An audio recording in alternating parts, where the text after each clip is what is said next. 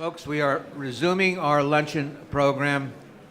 Michael Bernstein, a very highly regarded management lawyer in town, longstanding member of our advisory board, will introduce our luncheon speaker, Peter Robb. Michael. Thank you. My task is to introduce the speaker, Peter Robb. But in more recent times, when asked to introduce a speaker or co-panelist, or in other analogous circumstances, my focus has changed.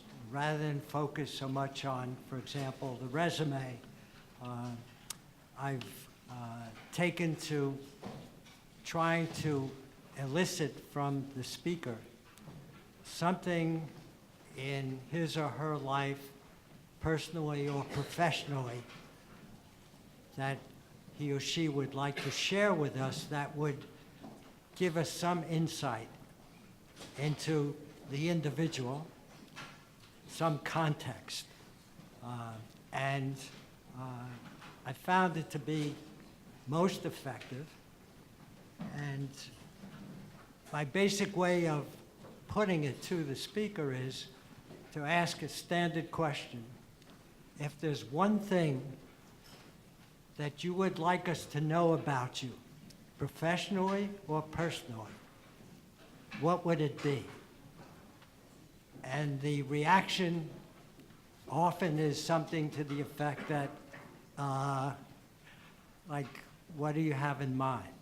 And that leads to some interaction, and sure enough, something emerges that turns out to be, in my view, most productive. My first exposure to that, I should tell you, is many years ago while going down a river, whitewater rafting in Colorado, with 4 other strangers. One of the individuals said, before we hit the white water, let's play 2 truths and a lie. And I don't know if you've ever heard that game, if you will, but basically the idea is to tell 2 truths and a lie about yourself, and the others have to guess which is the lie. And it's a great icebreaker in terms of learning about the person next to you, especially if you've never met the person. It's most revealing, and it really causes you to think, if I were asked that question, how would I respond? So I'll get to that in a moment, but as to our speaker, just his bio tells us that he began his career, and I'm going to come back to this, as a field attorney with the Baltimore office of the National Labor Relations Board. Later became chief counsel to one of the board members, Robert Hunter. He served with the American Bar Association's Committee on Practice and Procedures of the NLRB, and he became, he was nominated by President Trump for the general counsel's position in September of 2017, was sworn in, and began his service in a 4-year term, November of 2017. In between his NLRB career and today, he was with the law firm, a northern New England firm, Downs, Racklin, Martin, PLLC, from 1995 to 2012, and he served in various capacities, a director with the firm, chair of its labor and employment practices group, and deputy managing partner. He holds a JD cum laude from the University of Maryland, and a BA from Georgetown University. Now back to the one thing. My standard way of approaching it is to ask the speaker, after I've asked about the one thing, to give the speaker the option of talking about what that one thing is himself, as opposed to my talking about it. And most often, the speaker opts for, well, let me tell the story, which is the way, in my view, it should be. So with that in mind, I'm going to turn it over to Peter with this one license that I'm going to take. I began my career in 1962 as an attorney with the New York regional office of the National Labor Relations Board. And I share that common fact with Peter in the sense that we began our careers with the Labor Board, but in a regional office. And given all the discussion today and what you know about, what you'll read about, and what you'll be hearing, that tie-in to the regional office is, I think, most key, and I'll be very interested in hearing when Peter talks about whether in any way he ties in that experience he had with some of his observations, conclusions, and predilections at this point. But I want to end that thought with this note. If I may be so arrogant as to say that the best training I ever had to start with was at the National Labor Relations Board, the regional office, in the sense that we were responsible for investigating the facts, then doing the research on recommending whether complaints should issue as to the law, and then, if we were at that stage, trying the case if complaint were issued. And I developed a great respect for the facts. And I emphasize this because I have to tell you that I think too often in today's world, especially with young attorneys, but even beyond that, the facts have become less important in too many people's eyes. And I developed a certain, I will say, humility when it came to the facts. And so I'm curious as to, the observations of any people. It's something I try to pass on to young attorneys. And I'm curious as to Peter's thoughts on that as well. With that, I give you Peter. Thank you. Everybody hear me okay? Come on. Thank you for inviting me here. It's really nice to be at an event that's actually older than I am. I'm going to go back a little bit. I've asked to talk a little bit about my background, so I'm going to go back a little bit. If some of you have heard it before, bear with me. There's probably a story or two at the end that maybe you haven't. And I also thought that the whitewater rafting discussion was probably very appropriate for my first several months as general counsel at the NLRB. It seemed that that's mostly what I was doing. At any rate, I started out in Region 5 in Baltimore as a field attorney. It's really the only thing I wanted to do at that point in time. And I wanted to try cases, which I did fairly quickly.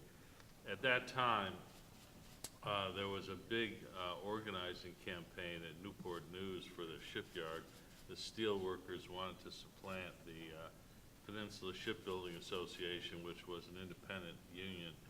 Probably still was the largest ever in this country as an independent union, at any rate. They succeeded, but in the process, there were literally thousands of unfair labor practice charges in a very large election. 18,000 workers voted in that election, or at least were eligible. I think close to 18,000 voted. And it's still one of the biggest elections the board's ever had. And I had one of the polling groups for the board in that election. So I got a lot of really good experience, probably well beyond what you would normally get as a field attorney to start with, because of the volume of everything that was going on. Nonetheless, I got very good training. I did the usual trial training with others in the office, but I was also did training at wasn't at headquarters, but was given by headquarters, and I also was sent to the Department of Justice Trial School too. So I had that opportunity. It's one of the things that I want to emphasize going forward as general counsel. Because of budgetary considerations, I think training has been moved a little bit back on the agenda. I'm bringing it up to put it forward on the agenda from now on. It was invaluable to me. I would not be here without that training. So it reinforced my desire to do trial work. And then when the FLRA was created, they were looking for people, and I went over there as a supervisor. But what I mostly did was train trial attorneys. I tried 40 cases in about 2.5 years on the record, and many more that didn't get on the record. Most of that time I was also training attorneys, and two of us ran the national training, trial training group for the FLRA. So I got a lot of that. And then, of course, I went back to the board as chief counsel for Bob Hunter. But while I was doing that, because of my FLRA background, I did deal a lot with the collective bargaining agreements, and I also dealt with the budget because the chairman at that time didn't like to deal with the budget. So somehow it got sent down to me. So I got some background that way. Then, of course, I went into private practice, first at Proskauer in their DC office, but it seemed like I was here about half my time, maybe even more half my time in New York, and then with Downs Rathod Martin. So, as has been resurrected, I was involved in the air traffic controllers strike. And I really had not really thought much of it at all for probably several decades until my name started to surface for this particular job. And then it kept being mentioned again and again. So I want to give you a little story about, help explain what my role was there. Early on, when the strike first hit, there was a question of what to do with the striking air traffic controllers vis-a-vis their jobs, because at that time, which I think is still the case, it was unlawful to strike if you were a federal employee, and you could be subject. Okay. And you could be subject to termination. I was selected to represent the FLRA in front of its administrative law judge. It's set up basically exactly the same as the board. And I was not hired because of all my great labor law experience. I think I was 5 years out of law school at that particular time. But what I did have was the most experience, probably by far, of anybody in trial work at the Federal Labor Relations Authority. So I was basically appointed to try that case, which, as you can expect, was not a difficult case to try. The union was hardly hiding the fact that it was striking, and all across the country, and of course air traffic was substantially curtailed. So the substance of the case wasn't too hard, but there were some issues along the way. I did have occasion to speak to the White House, and I was told generally that President Reagan was probably there, But the way that worked was I would be on the phone. Of course, we didn't have cell phones in those days, so it'd be a landline.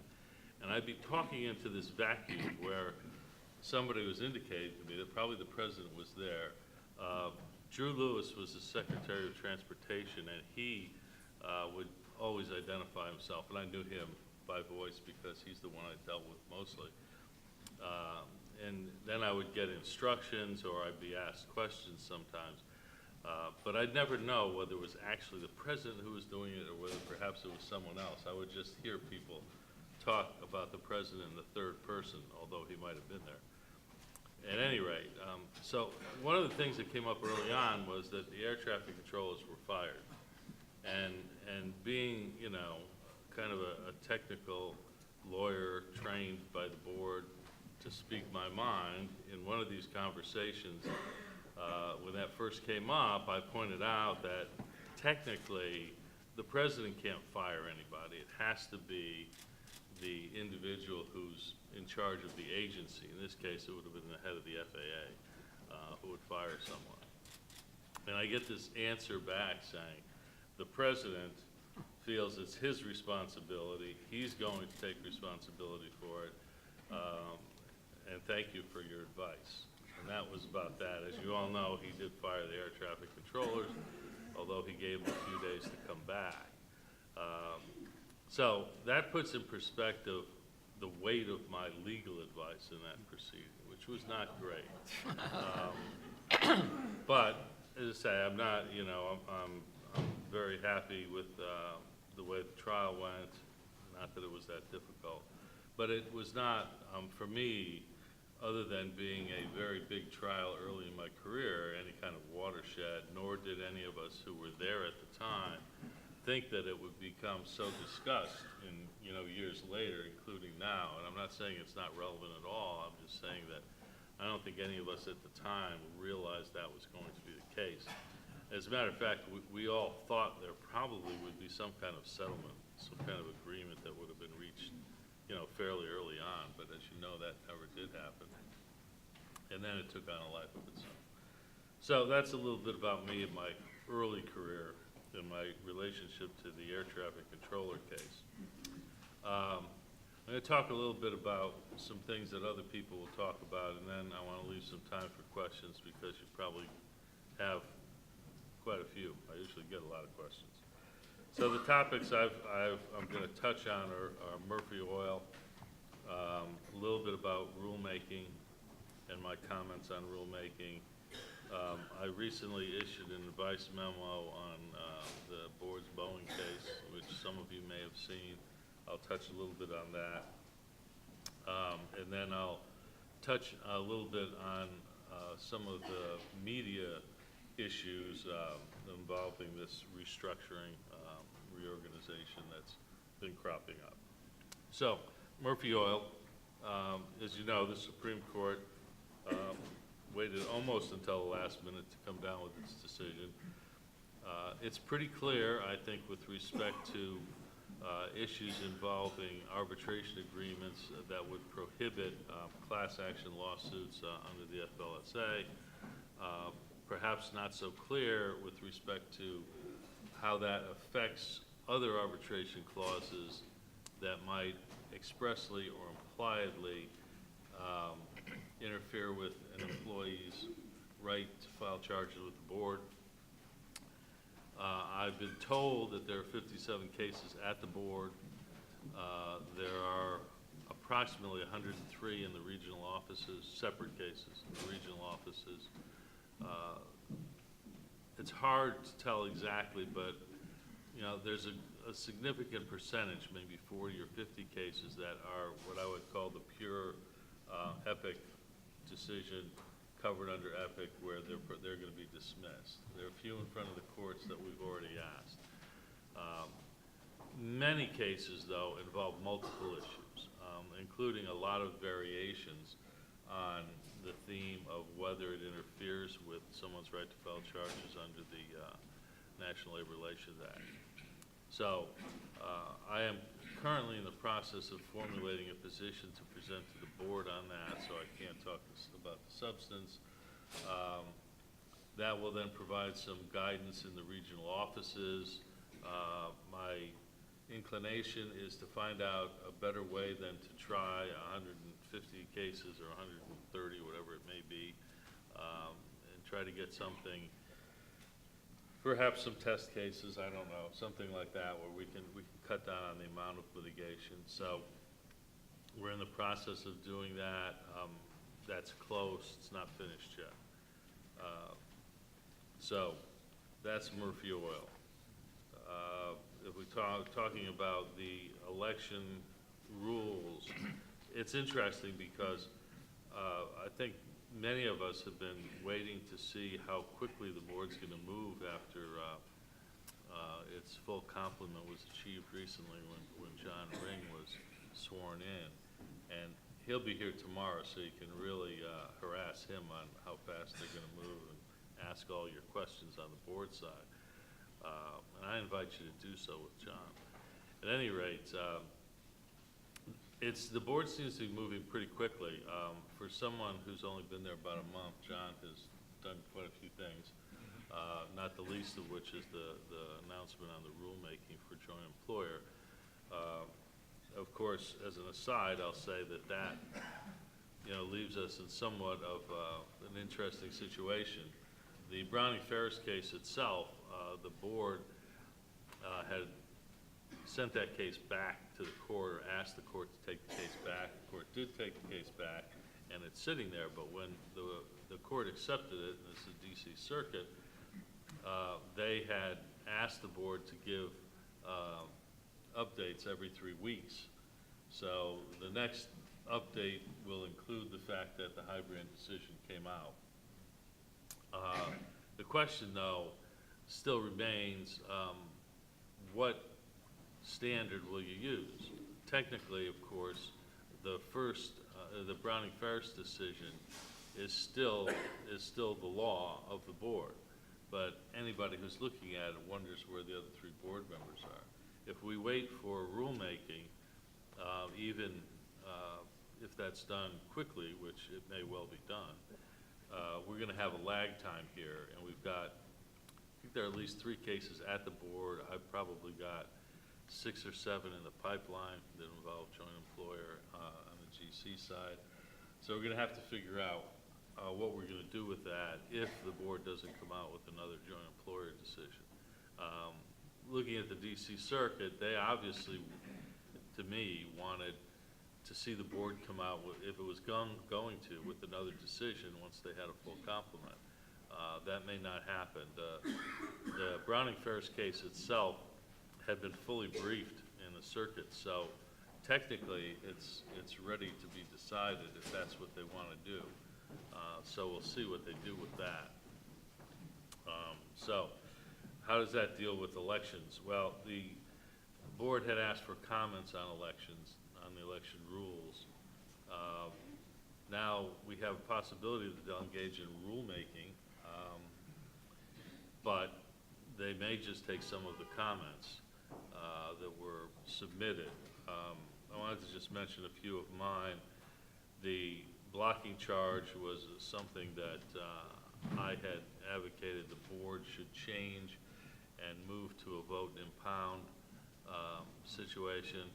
I think some others had urged the board to vote and count, but I wouldn't go that far. I think there's a balance to trying to preserve the employee free choice at the time, which you would do by allowing the vote, but not totally upset everything by counting the ballots in a situation where perhaps the unfair labor practices would have made the election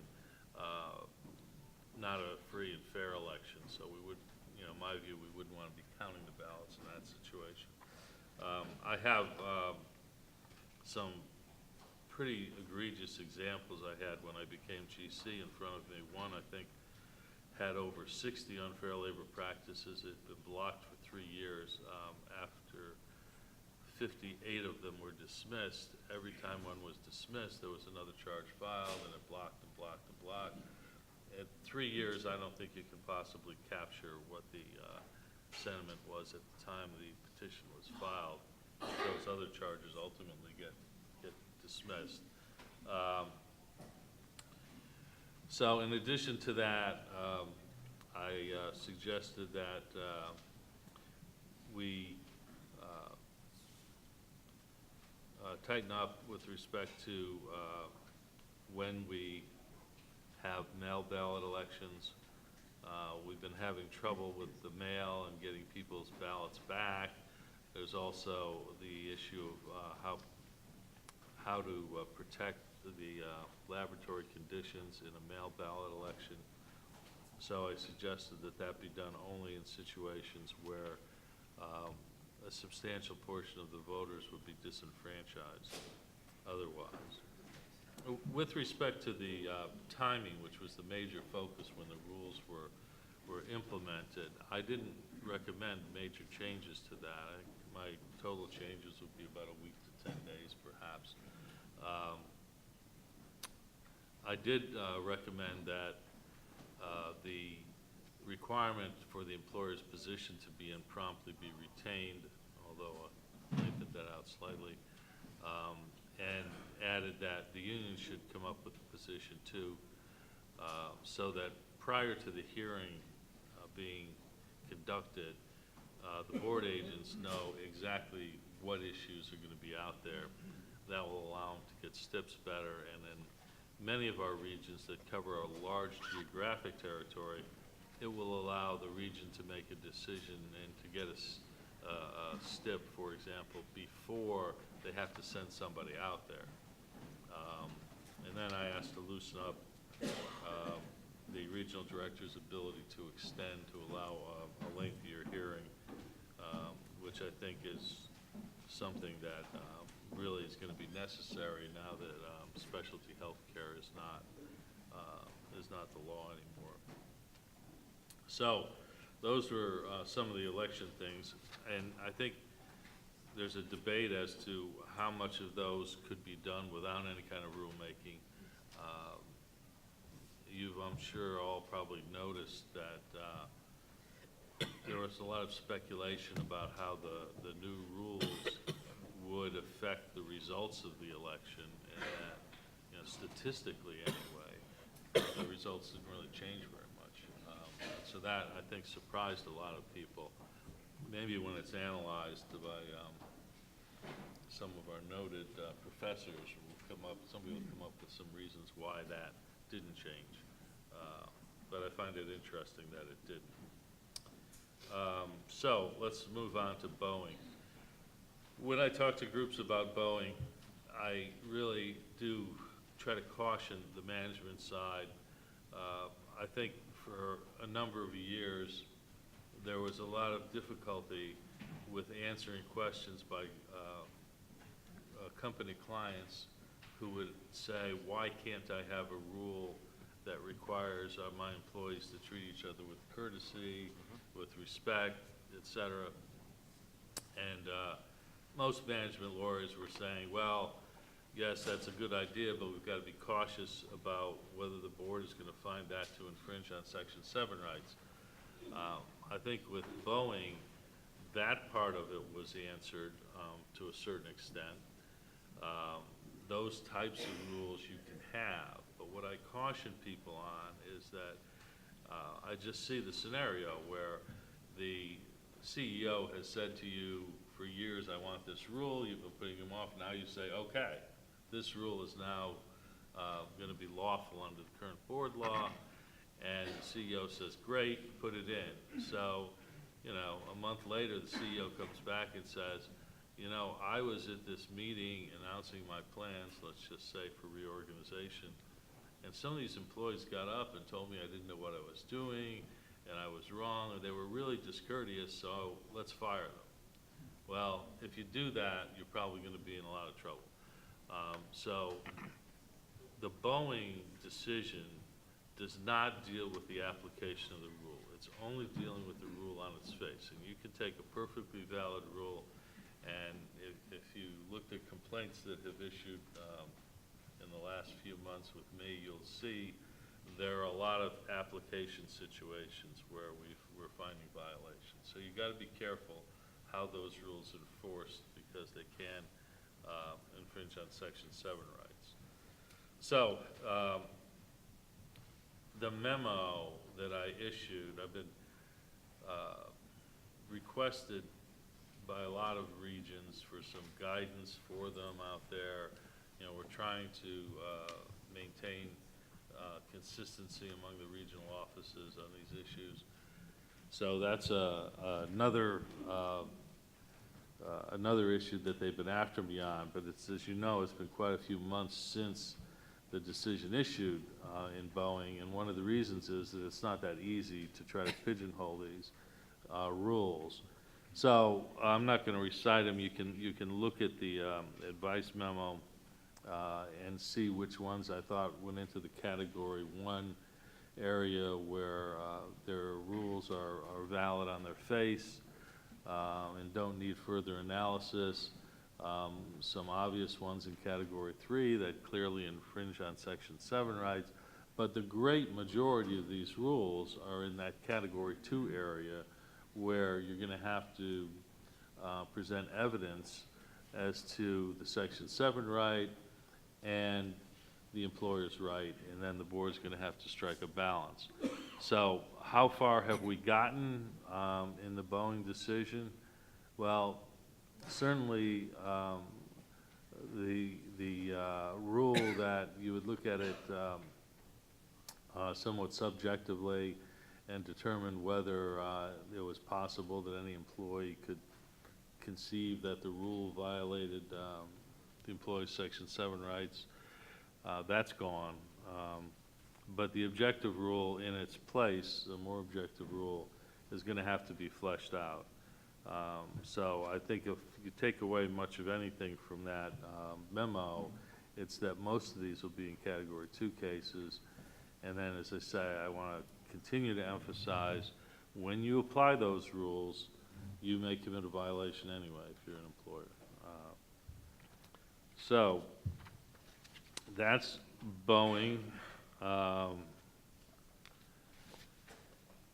Let's talk a little bit about then the so-called reorganization and restructuring. We've been in a situation for a number of years now, which becomes clear to me all the time in terms of budget issues.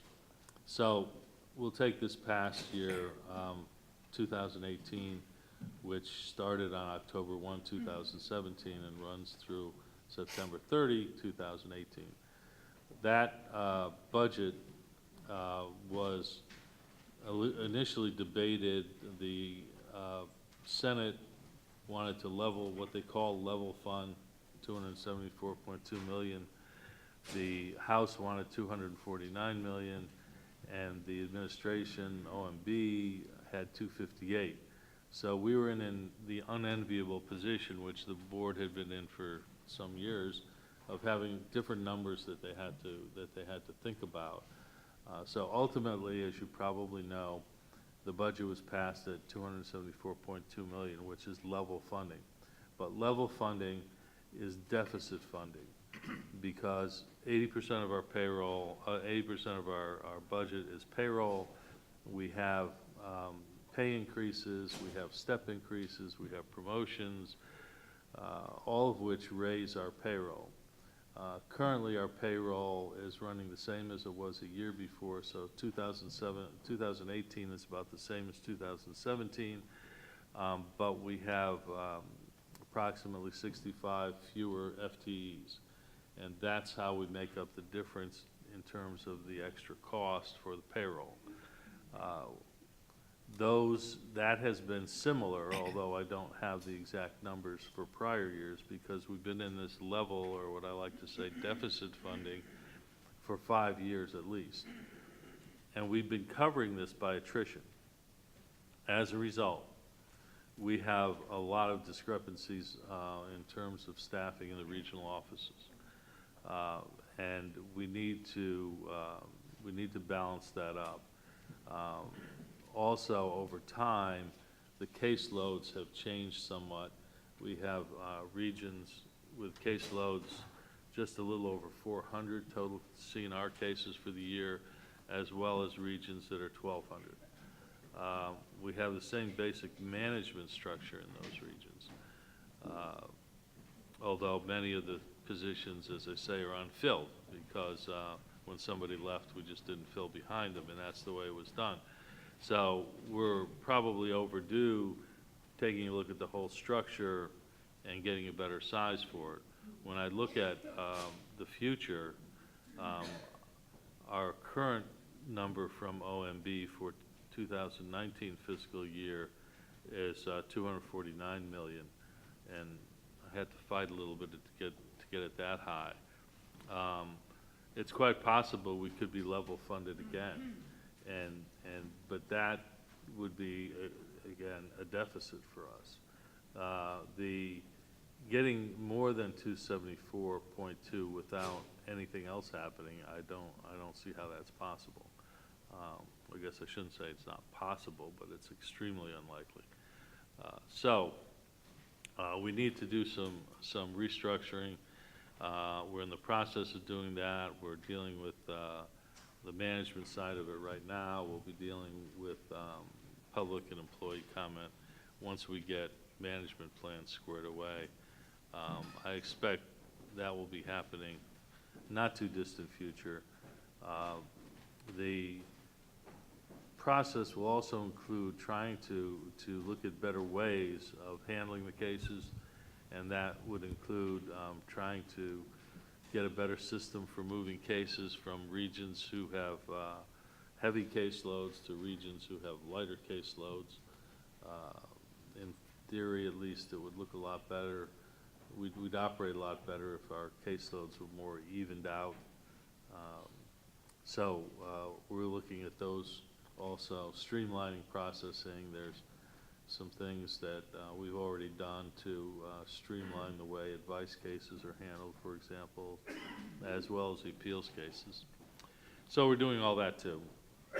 But I'm not in a position today to give you any specifics on how that is, other than it's moving along, and I expect some things to be coming out pretty soon. So that's basically my prepared. Questions or comments of Mr. Robb? Yeah.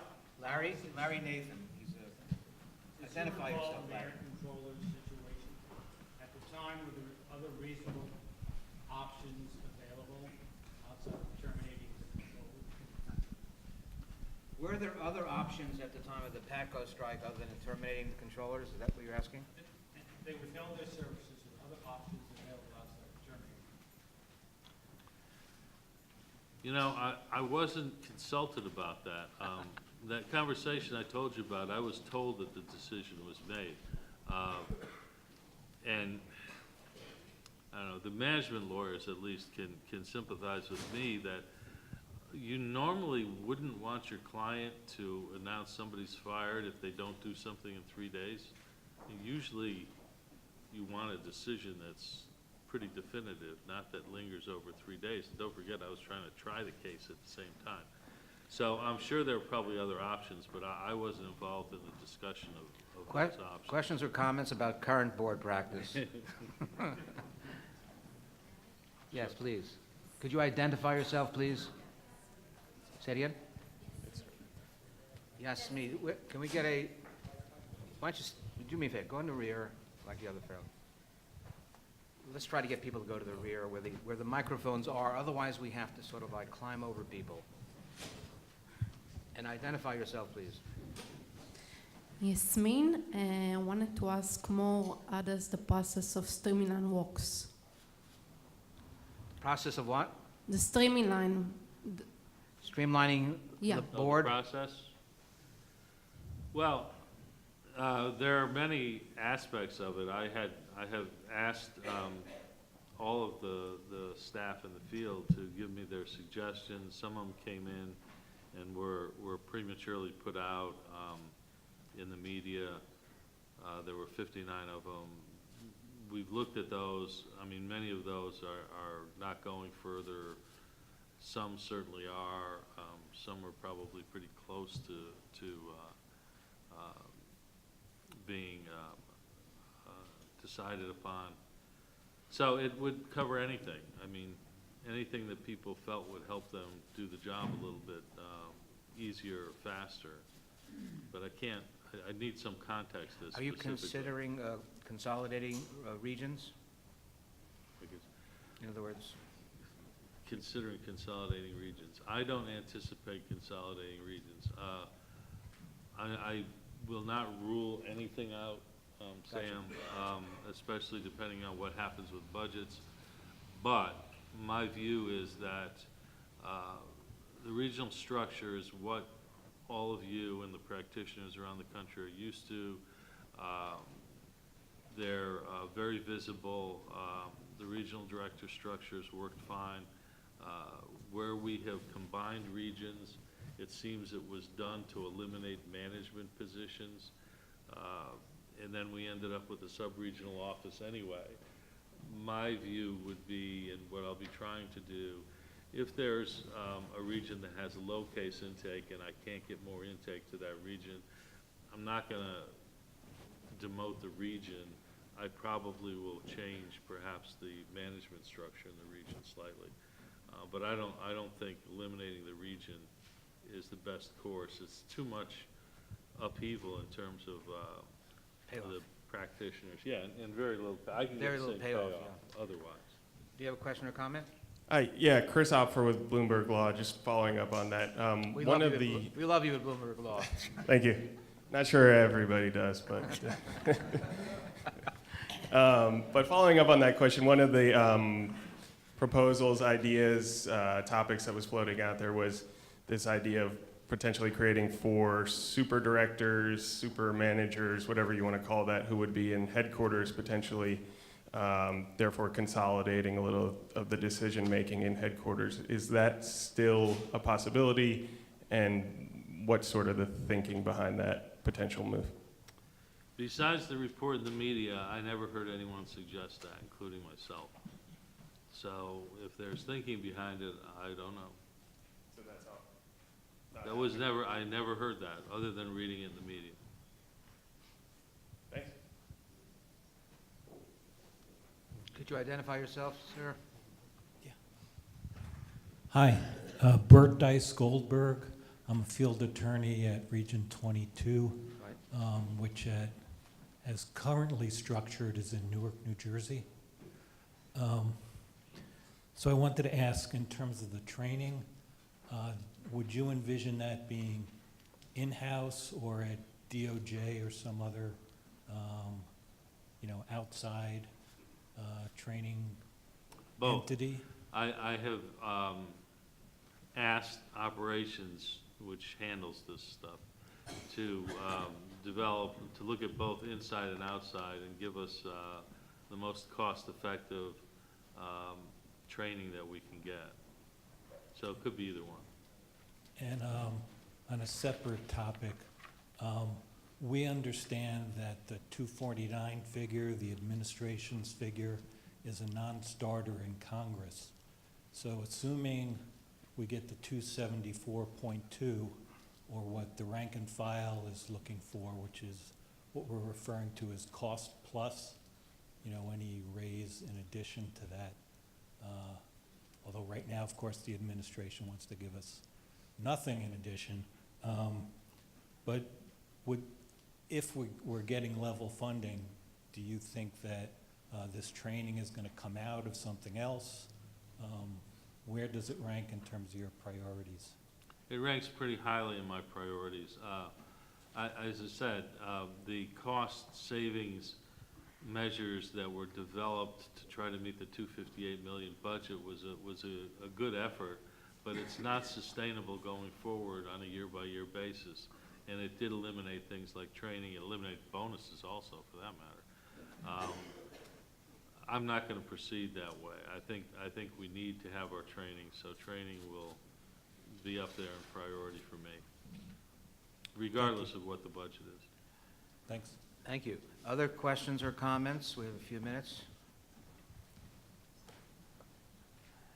I'm not seeing any. Peter, thank you very, very much. Thank you.